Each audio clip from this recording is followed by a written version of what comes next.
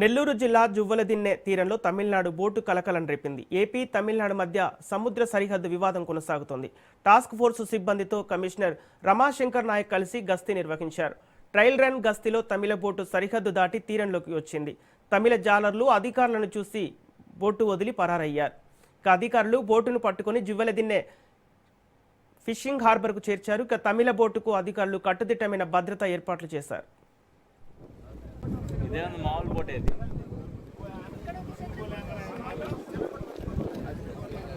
Continue చేస్తారు చెప్పాలి ఇప్పుడు పిడిచి దగ్గర ఆగిలే ఉందడా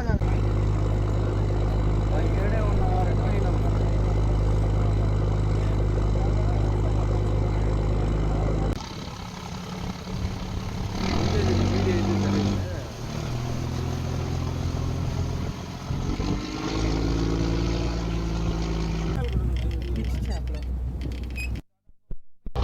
టాస్క్ ఫోర్స్ టీమ్ని ఏర్పాటు చేసి మన రాష్ట్ర టెరిటోరియల్ వాటర్స్ 22 కిలోమీటర్ల పరిధి ఉంటుంది. రోడ్డు అంటే మన తీరం నుంచి సముద్రం లోపలికి 22 కిలోమీటర్లు ఉంటుంది.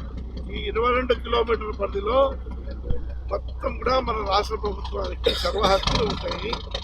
ఈ టెరిటోరియల్ వాటర్స్లో వేరే రాష్ట్రం యొక్క పడవలు రాకూడదు.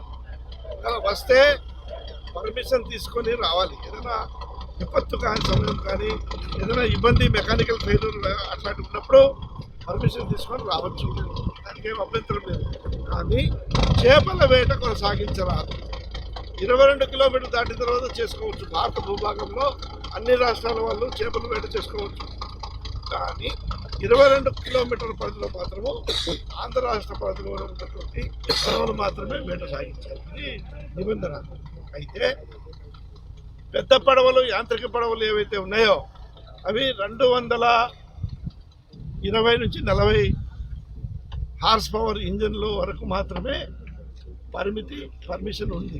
పుదుచ్చేరి తమిళనాడు వాళ్ళు మీరు ఏ ల్యాండ్ అంటే ఎక్కడ సముద్రంలో మీ పరిధిలో వాళ్ళు వేట సాగిస్తున్నట్టు ఒక ఆధారం చూపించండి.